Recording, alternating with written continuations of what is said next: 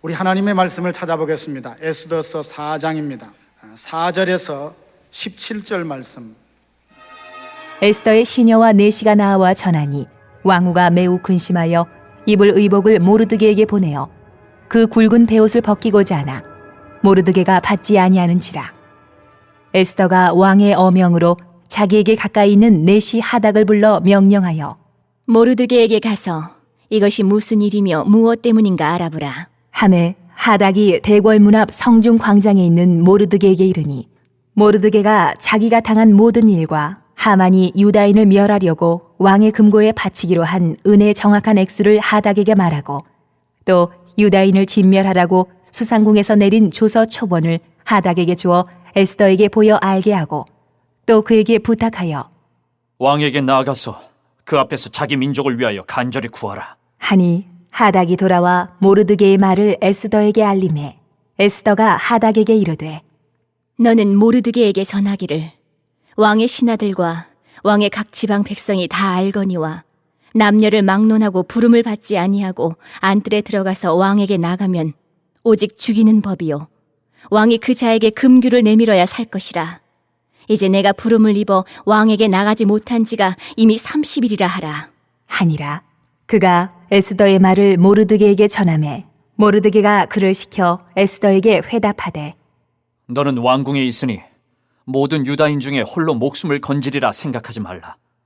이때에 내가 만일 잠잠하여 말이 없으면 유다인은 다른 데로 말미암아 노임과 구원을 얻으려니와 너와 내 아버지 집은 멸망하리라.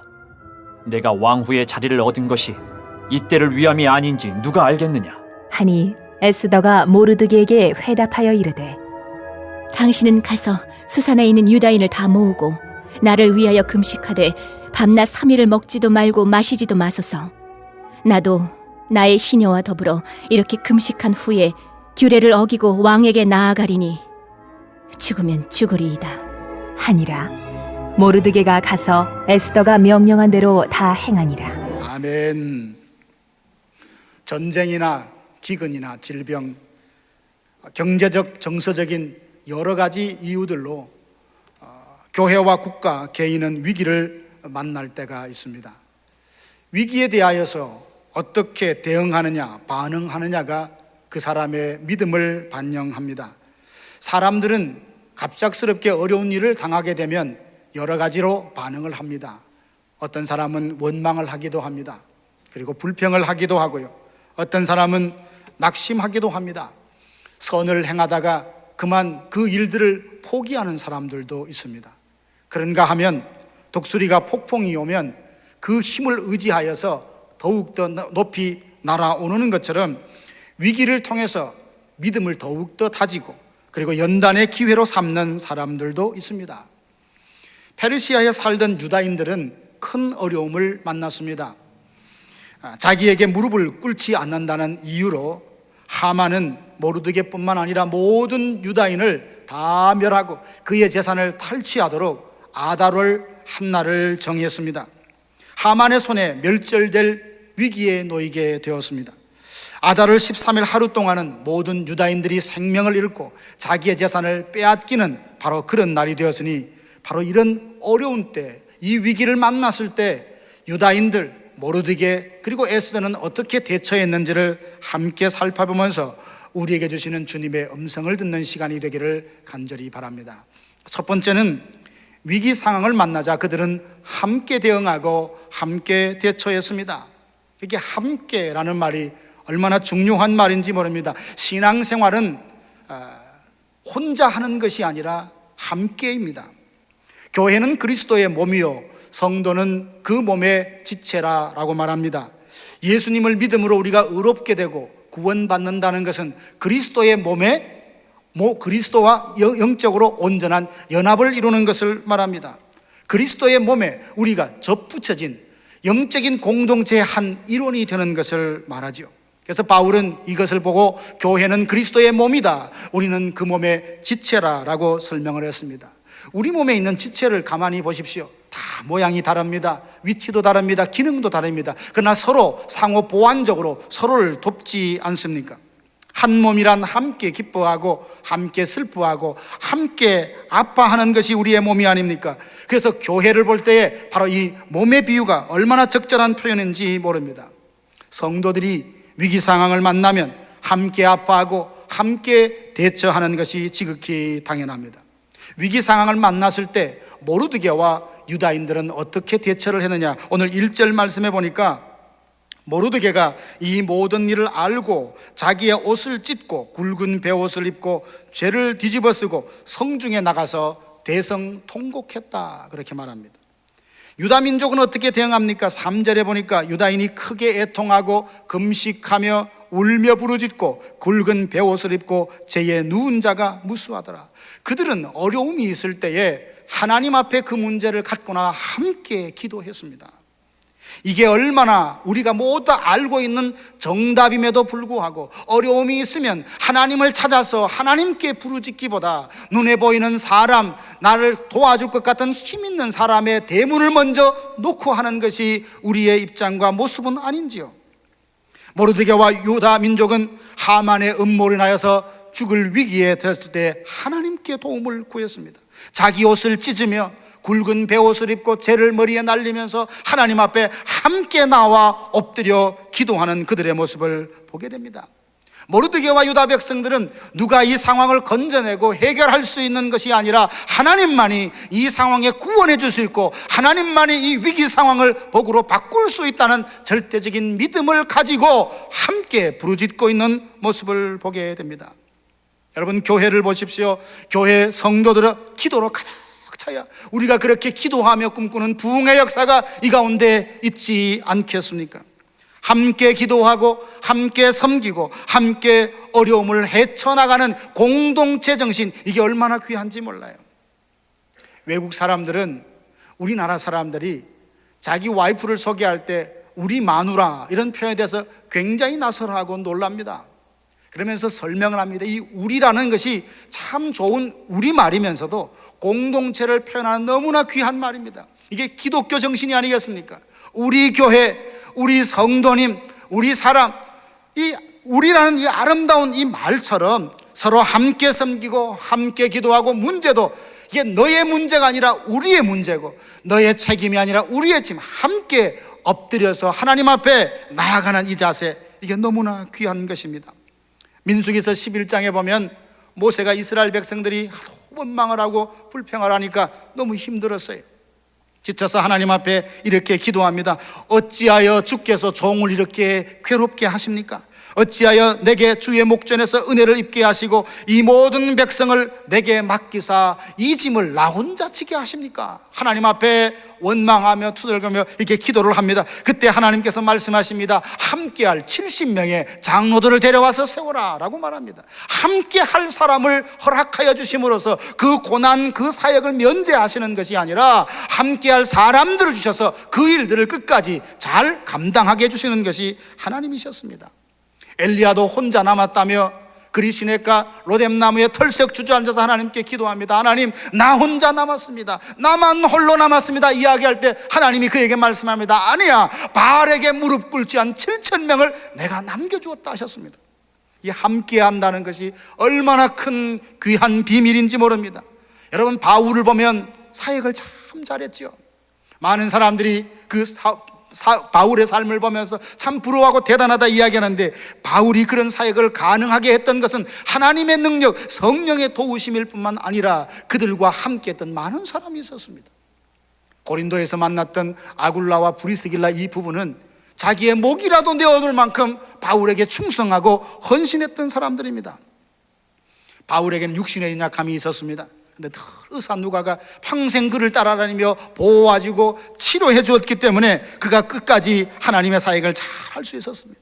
이렇게 함께라는 것 너무 중요합니다. 어려움이 오고 어떤 난관이 올 때에 네가 해라, 어떤 사람에게 일임하기보다 모두가 내가 어떤 힘을 보탤까, 나는 어떻게 하면 좋을까, 서로 마음을 모아 함께 맞서는, 함께 해결하는, 함께 기도하는 이 공동체가 하나님이 기뻐하시는 공동체입니다.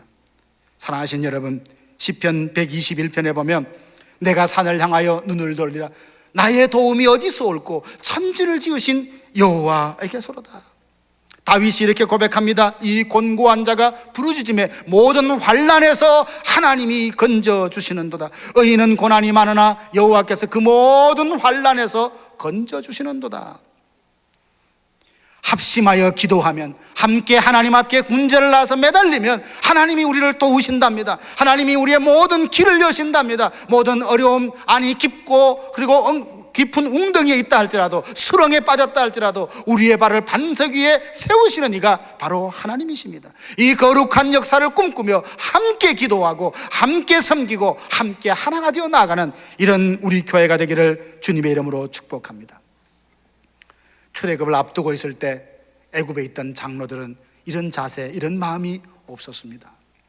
모세가 그들에게 찾아가서 하나님이 여러분들의 기도를 들으시고 여러분과의 언약을 기억하사 나를 보냈다고, 이제 우리는 애굽에서 떠나서 가나안으로 가게 될 것이라는 비전을 심어 주었습니다. 얼마나 기뻤을까요?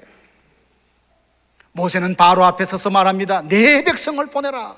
바로가 생각하면서 반대를 합니다. 아니, 이 백성이 얼마나 게을러서 엉뚱한 생각을 하고 일을 하지 아니라 엉뚱한 생각을 하는구나, 그렇게 말하면서 짚은 주지 않고 벽돌을 더 많이 굽게 하니까 너 여기 얼마나 고달프고 힘들어요. 그래서 그 사람들은 하나님 앞에, 어렵고 힘들 때 하나님 앞에 엎드리는 것이 아니라 바로를 찾아갔습니다. 바로 왕이 어찌하여 우리에게 이렇게 합니까? 라고 해서 자기 요청이 거절되자 돌아와서 모세를 원망하기 시작합니다. 당신이 괜히 여기에 와서 우리를 바로의 눈에 미운 것이 되게 했다며 그들에게 원망하는 모습을 보게 됩니다. 이스라엘 역사 가운데도 하나님을 신뢰하지 아니하고 이방의 민족의 힘을 빌어서 문제를 해결해 보려고 하는 사람들이 있었습니다. 그들에게 경고합니다. 이사야서 36장 6절에 보면 내가 애굽을 믿는도다. 그것은 상한 갈대 지팡이와 같다라고 말씀하시고, 사람이 그것을 의지하면 손에 찔린대요. 우리가 눈에 볼 때는 애굽으로 찾아가면 도움을 줄 것 같아요. 힘있고 권성 있는 사람한테 찾아가면 도움을 줄 것 같고 내 문제를 다 해결할 것 같지만 가보니까 그건 상한 지팡이에요, 상한 갈대예요. 거기를 만지다가 찔리는 역사가 있다는 거예요. 아니 목사님, 무슨 말입니까? 하나님은 보이지도 않는데 기도만 하면 다 해결해 준단 말입니까? 먼저 기도하고 엎드리면, 하나님이 나의 구원자임을 인정하면 하나님이 사람을 움직이시고 하나님의 사람의 마음과 방법과 길을 내시는 분이 바로 전능하신 하나님입니다. 우리가 살다 보면 그렇지 않습니까? 평소에 그렇게 이야기합니다. 어려울 때 나 찾아와, 어려울 때 나한테 도움을 구해봐. 그래서 정말 어려울 때 생각이 납니다. 떠오릅니다. 조심스럽게 노크를 하지만 바쁘다며 이런 핑계 저런 핑계로 그렇게 사람을 자존심을 상하게 하는 그런 사람들이 얼마나 많이 있습니까? 그러나 하나님은 그렇지 않습니다. 열린 하늘을 향하여 부르짖으면, 함께 부르짖으면 하나님의 도움의 손길이 우리에게 임하실 것입니다. 어떤 상황, 어떤 어려운 일들도 하나님이 해결 못할 일이 없지 않습니까? 사랑하시는 여러분, 교회나 가정이나 어떤 어려움이 있다면 누구 개인 몇 사람이 아니라 전체가 그 마음을 품고 우리의 일로 알고 함께 기도하고 함께 부르짖으면 주의 거룩한 역사를 우리 모두가 경험케 될 줄로 믿습니다. 위기상황을 만났을 때 함께 부르짖고 함께 금식하며 기도했던 유다 민족과 그 모르드게처럼 우리 모두가 어떤 어려움이 있을 때 교회를 가슴에 품고 나라와 민족을 품고 기도하는 하나님의 사람 공동체가 되기를 간절히 바랍니다.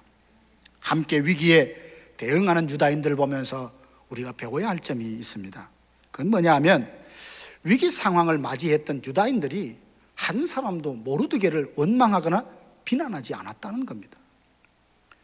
조금만 어려우면 이거 누구 때문에 이런 일이 있었어, 그 사람을 찾아내서 비난하기도 하고 책임을 추궁하기도 하고 그렇게 하는 것이 사람의 어떤 평범한 생각과 판단이 아닙니까?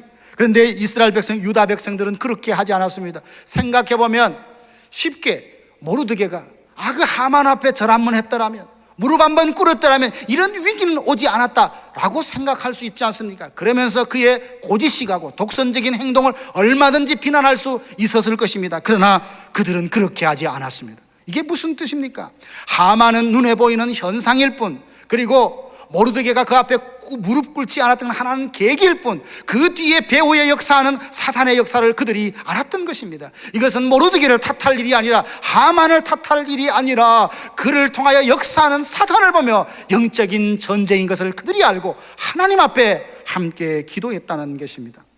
여러분, 우리가 영적으로 깨어 있어야 합니다. 삶 가운데서도 작은 일이지만 자꾸 다툼이 일어나고 갈등이 일어나지 않습니까? 다투게 하고 갈등이 일으키는 그 사람이 사탄이 아니라 그 마음의 연약함, 상처를 사용하여서 자꾸만 갈등을 일으키는, 그래서 교회의 어려움을 야기시키는 이런 일들이 얼마나 많이 있는지 모릅니다. 서로 갈등이 일어나고 다툼이 일어날 때 생각하십시오. 그를 비난하고 미워한다고 문제가 해결이 안 됩니다. 그 가운데 마귀가 틈타는 겁니다. 에베소서 말하지 않습니까? 마음속에 미움, 분노가 있으면 해가 질 때까지 분노를 품지 말라고. 왜요? 그 분한 마음, 이 분노, 미움의 감정을 통하여 사단이 틈을 탄다고 이야기하지 않습니까?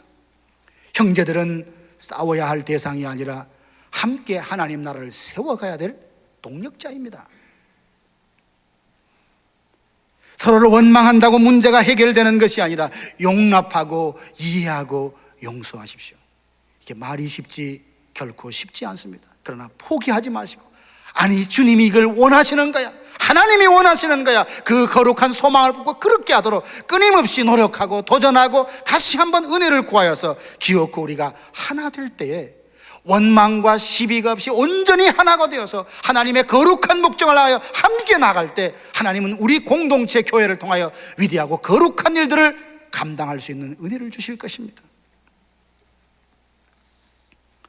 또 하나는 상황을 보면 다 절망할 수밖에 없고 탄식할 수밖에 없는데, 왕이 그 도장을 꽉 찍었던 조서이기 때문에 왕도 취소가 안 됩니다. 그러면 날짜가 정해졌어요. 다 멸망할 날짜가 정해졌다면 더 이상 소용없다 할 만도 한데 어찌하여 모르드게와 유다 민족을 함께 하나님 앞에 엎드렸을까? 그는 승리와 구원의 확신이 있었기 때문입니다. 본문 14절 말씀해 보니까 이런 말씀이 나옵니다. 이때에 내가 만일 잠잠하여 말이 없으면 유다인은 다른 데로 말미암아 노임과 구원을 얻으려니와. 에스더에게 하는 말인데요, 모르드게는 확신이 있었어요. 지금 우리 앞에는 정말 캄캄하고 절망스러운 상황이지만 이게 끝이 아니다는 거예요. 하나님이 살아계시고 하나님이 우리와 함께 하시기 때문에 반드시 하만의 손에서 우리를 건져내실 것이다 라고 하는 구원과 승리의 확신이 있었기 때문에 모두가 절망할 수밖에 없는 그 상황에도 하나님께 부르짖고 소망을 품었다는 것입니다. 사랑하시는 성도 여러분, 어떤 어려움 속에서도 우리를 구원하시는 바로 그 확실한 믿음을 가진다면 위기 상황 가운데도 함께 손을 모아 새로운 소망을 꿈꿀 수 있으리라 믿습니다. 믿음의 동력자들과 함께 손을 잡고 함께 일어서서 대적들을 향해 승리를 선포할 수 있기를 바랍니다. 위기를 만났을 때 진정 우리를 도울 자가 하나님이심을 알고 그 하나님께 부르짖고 금식하여 기도하는 성도들 되시기를 바랍니다. 믿음으로 위기를 잘 다루면 오히려 그 어려움이 우리에게 약이 된다는 것을 깨닫지 않습니까? 공동체의 결속을 다질 수 있고 믿음의 성숙함을 나아가게 하는 성숙함을 얻는 기회가 될 수도 있습니다. 그러므로 어려움이 온다면 함께 대응하고 함께 승리의 기쁨을 나누고 그리고 함께 기도하는 우리 교회가 되기를 주님의 이름으로 축복합니다. 두 번째는 위기 상황이 왔을 때에 자신의 사명에 충실하도록 모르드게가 에스더를 깨우는 모습을 보게 됩니다. 하나님은 우리 모두에게 사명을 주셨습니다. 사명은 어떤 지위에 오르는 것이 아닙니다. 내가 부유해지는 것도 아닙니다. 건강한 것도 아니에요. 인기가 많아지는 것도 아닙니다. 사명은 그 모든 것을 통하여 하나님이 나를 향하여 나에게 기대하시는 뜻, 이게 바로 사명입니다. 모세의 사명은 출애굽입니다. 여호수아에게 맡겨주신 사명은 이스라엘 백성들을 가나안에 정복하고 그 땅을 정복하고 그 땅에 정착시키는 것입니다. 느헤미야는 무너진 성벽을 다시 세우는 것이 그에게 맡겨진 사명입니다. 세례요한은 예수님이 오시는 길을 닦고 길을 예비하는 것이 그에게 주어진 사명입니다. 사도 바울은 이방인에게까지 복음을 증거하여 온 열방이 예수 그리스도가 진정 왕인 것을, 진정한 복음을 그들에게 들려주는 것, 이게 바로 바울에게 주어진 사명입니다. 에스더에게 주어진 사명은 무엇일까요? 하만의 손에 위기에 빠진 그 유다 민족을 구원하고 건져내는 것이 바로 에스더에게 주어진 사명입니다. 여러분, 사명을 알면 사람이 강해져요. 사명감이 불타오르면 어떤 어려운 상황 가운데도 굳고 꿋꿋이 버티어내고 견디어내게 됩니다. 사명을 알게 되면 인생의 목표와 방향을 정확하게 정하고 흔들리지 않고 그 길을 갈 수 있습니다. 사명을 알면 자기 인생에 얼마나 열정적으로 살아갈 수 있는지 모릅니다. 사도행전 20장 24절 보면 사도 바울이 사명을 알게 되었을 때 이렇게 고백합니다. 내가 달려갈 길과 주 예수께 받은 사명 곧 하나님의 은혜의 복음을 증언한 일을 마치려 하면 나의 생명조차 조금도 귀한 것으로 여기지 않는다. 에스더의 사명은 위기 가운데 있는 유다 민족을 건져내는 것입니다. 저와 여러분들도 사명이 없는 사람은 아무도 없습니다. 다만 자기에게 주어진 사명을 인식하지 못하고 사명을 모르고 살아갈 뿐입니다. 그러면 우리에게 주어진 사명을 어떻게 깨닫고 발견하게 될까요?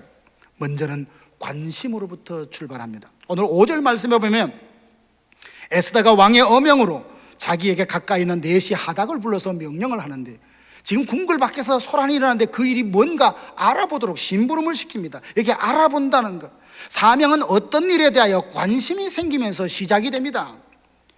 처음에는 단순한 호기심으로 시작했다. 그 관심이 내용을 알게 되면서 내가 기도하며 하나님 앞에 아뢰게 됩니다. 기도하다가 보면 하나님께서 내 마음에 특별한 성령의 감동을 줘요.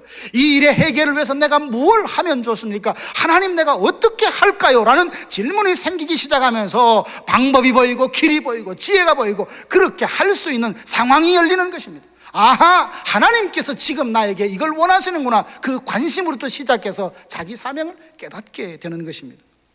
느헤미야는 예루살렘 그 성에 대해서 그렇게 관심이 많았습니다. 예루살렘 성이라는 것은 하나의 단순한 도시가 아니라 하나님의 영광을 드러내는 상징적인 도시입니다. 그게 관심을 갖고 있다가 그 예루살렘에서 동생이 왔는데 형편을 이야기하는데 성벽은 다 무너지고 성문은 불에 타서 그을린 채 그냥 내팽개쳐 있다는 소식을 들었습니다. 가슴이 얼마나 아픈지 슬퍼하며 4개월 동안 그렇게 하나님 앞에 금식하며 기도하는 그의 모습을 보게 됩니다. 그때 기도하면서 하나님, 누군가 예루살렘으로 가서 그 무너진 성벽을 다시금 세울 수 있게 해달라고 그렇게 기도하지 않았습니다. 마음이 바뀌면서 하나님, 나를 보내요.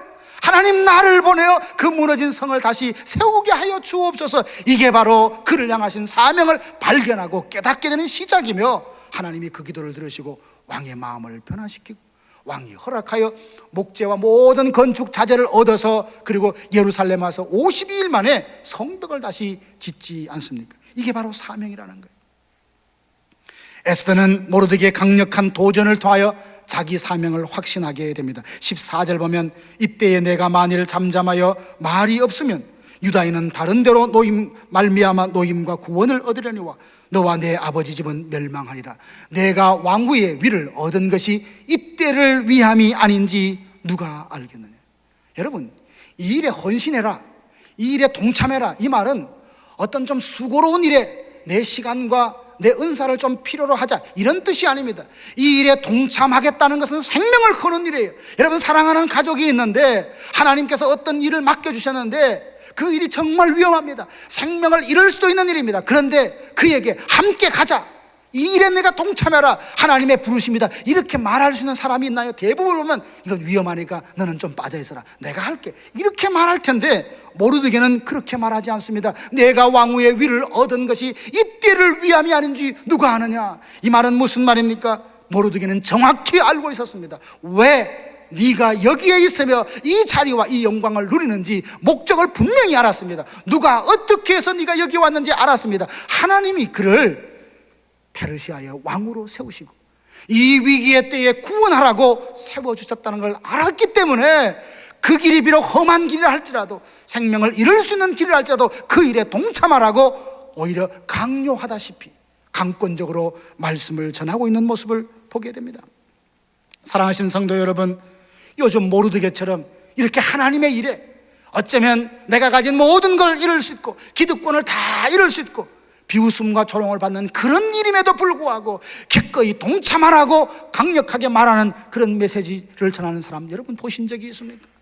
그런 메시지를 듣고 때로는 마음에 부담이 되지만 하나님이 그렇게 말씀하나 보다, 하나님이 그걸 원하시나 보다 생각하며 예스 아멘하고 순종하는 사람이 과연 이 세대에 얼마나 있는 것 같아요. 그렇게 말하는 사람도 찾아보기 힘들고 그 말을 듣고 순종하는 사람도 찾아보기 힘든, 어쩌면 이런 것이 지극히 당연함에도 불구하고 우리의 현실에는 희귀한 현상이 되어버리고 있지 않습니까? 모르드게는 너무나 안타까웠던 겁니다. 현실, 자기 한계에 갇혀서 거기서 어쩔 수 없다고 말하는 에스더를 바라보면서 이 기회는 위기, 내 생명을 빼앗는 기회가 아니라 하나님께서 주신 축복의 기회라고, 너에게 주신 사명이라고 깨우치며 그 사명으로 이끌어내는 모르드게의 모습을 보게 됩니다. 사랑하신 여러분, 이 때를 위해 준비했는데, 이 때를 위해 우리를 사용하시려고 하나님이 여기까지 인도해 주셨는데, 그 결정적인 자리에 결정적인 선택을 앞두고 나는 할 수 없어요, 나는 할 수 없어요 라고 하고 현실에 안주해 있다면 하나님이 얼마나 가슴 아파하겠습니까? 얼마나 안타까워하시겠습니까? 어떤 말씀으로도 도전이 온다면 그것을 아멘으로 받고 믿음으로 나설 때 하나님은 우리 인생에 길을 내십니다. 방법을 주십니다. 감당할 수 있는 힘을 주실 줄로 믿습니다. 이렇게 삶을 살면 고단하고 힘들 수 있지만 평범하게 안일하게 사는 사람들이 꿈꾸지 못하고 경험하지 못하는 신령한 세계를 날마다 그가 가슴으로 경험하게 되는 거예요. 이때를 위함이 아닌가, 이렇게 말하는 모르드의 통찰력이 얼마나 놀라운지요. 이때를 위하여 에스더를 왕으로 세웠다고 말합니다. 때를 알고 그 상황에 맞게 행동할 줄 아는 사람이 그야말로 지혜로운 사람이 아니던가요? 사랑하는 성도 여러분, 하나님께서 사명을 감당하기 위하여 여러분에게 주신 것이 무엇입니까? 이 때를 위하여, 교회를 위하여 하나님은 어떤 사명을 여러분들이 감당하기를 원하고 계십니까? 말씀하는 것이 있다면, 부르심이 있다면 주저하지 말고 순종하시기를 바랍니다. 그 순종의 발길을 내디딜 때 하나님이 여러분은 상상할 수 없었던 놀라운 일들이 펼쳐지는 것을 여러분이 경험하게 될 것입니다. 순종할 때 놀라운 은혜와 복이 여러분에게 부어질 것입니다. 별과 같이 빛나는 에스더처럼 명예와 기쁨을 누리는 복된 생이 될 것입니다. 세 번째로는 죽으면 죽으리라 라고 결단을 합니다. 왜 이런 결단까지 필요할까? 주어지는 대로 살고 아니면 말지, 왜 죽으면 죽으리라 이런 결단을 하며 나아가야 될까? 그의 현실이 그러합니다.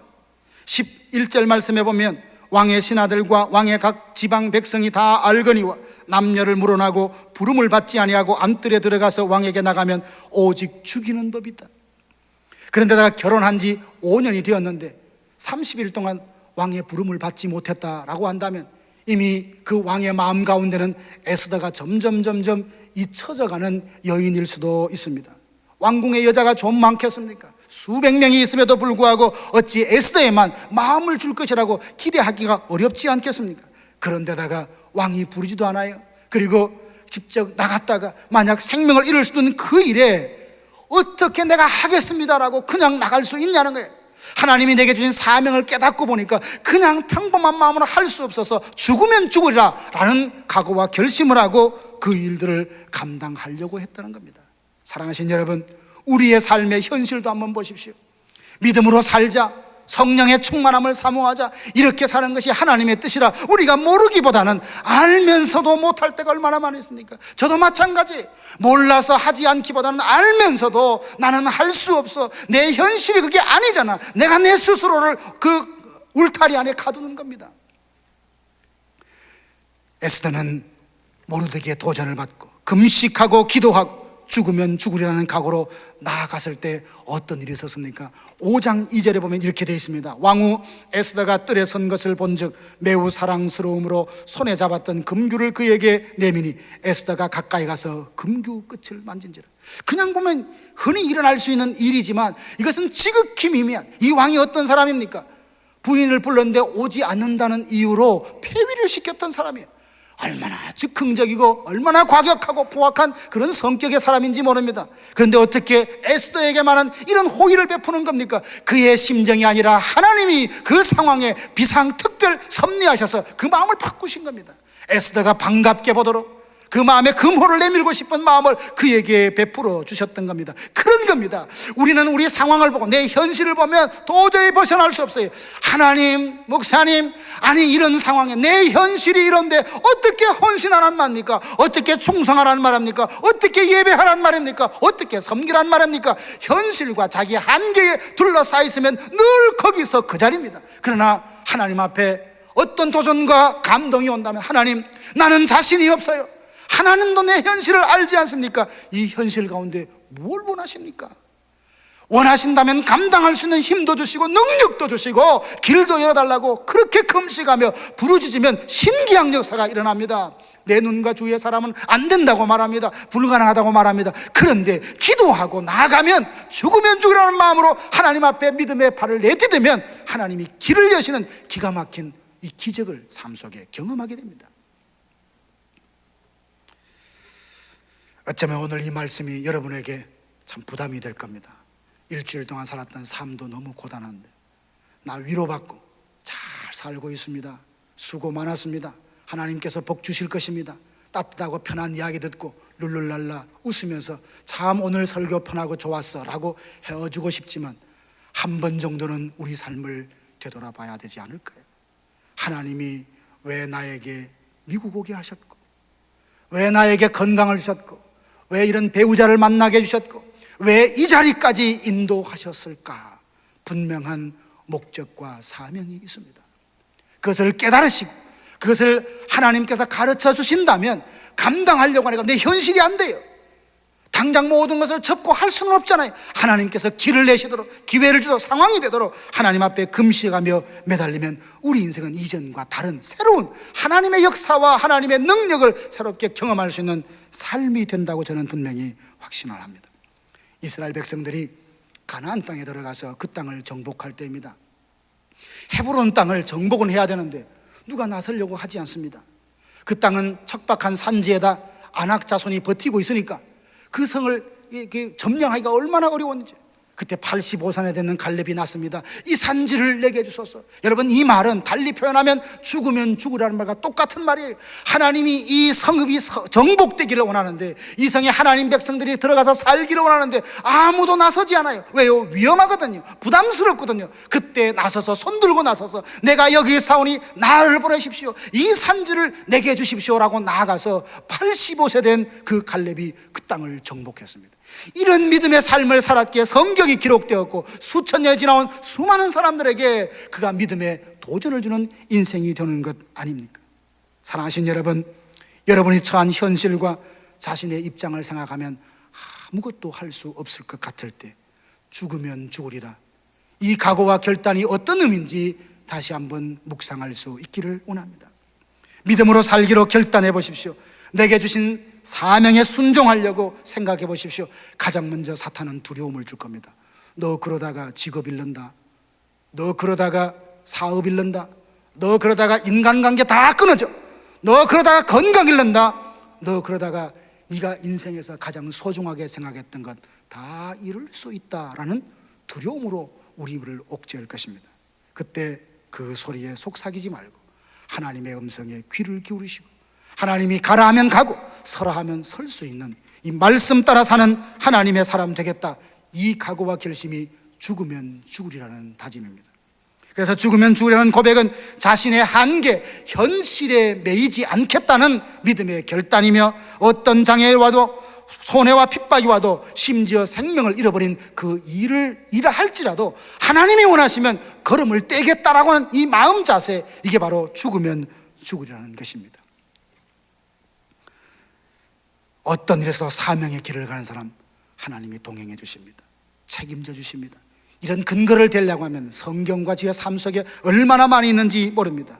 이때를 위함이 아닌가, 도전하는 말을 듣고 금식하며 기도하며 그 걸음을 나섰던 에스더의 삶을 돌아보며 하나님은 이때에 저와 여러분에게 어떤 사명, 어떤 길, 무엇을 하기를 원하시는지 다시 한번 곰곰이 기도하며 여러분을 돌아보고, 하나님께서 명령하신다면 순종할 때 내가 기대했던 것이 아니라 그 이상의 놀라운 준비한 하나님의 그 영광스러운 그 하나님의 전지전능한 일하심들을 여러분이 삶 속에서 경험케 되기를 주님의 이름으로 축복합니다.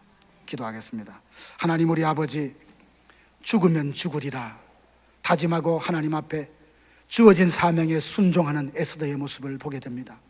우리의 현실과 우리의 삶의 한계를 보면 아버지 할 수 없을 것 같으나 주님 명령하시면 아멘 하고 금식하며 나아갈 때 하나님 우리 삶 속에 길을 열어주시고 힘이 되어주시고 감당할 수 있는 능력을 허락하여 주시옵소서. 교회를 위하여, 이때를 위하여 무엇을 해야 할지, 하나님 민족을 위하여 이때에 무엇을 해야 될지 우리에게 주신 사명을 다시 한번 생각하는 계기가 되게 하여 주시옵소서. 감사드리며 예수님의 이름으로 간절히 기도하옵나이다. 아멘.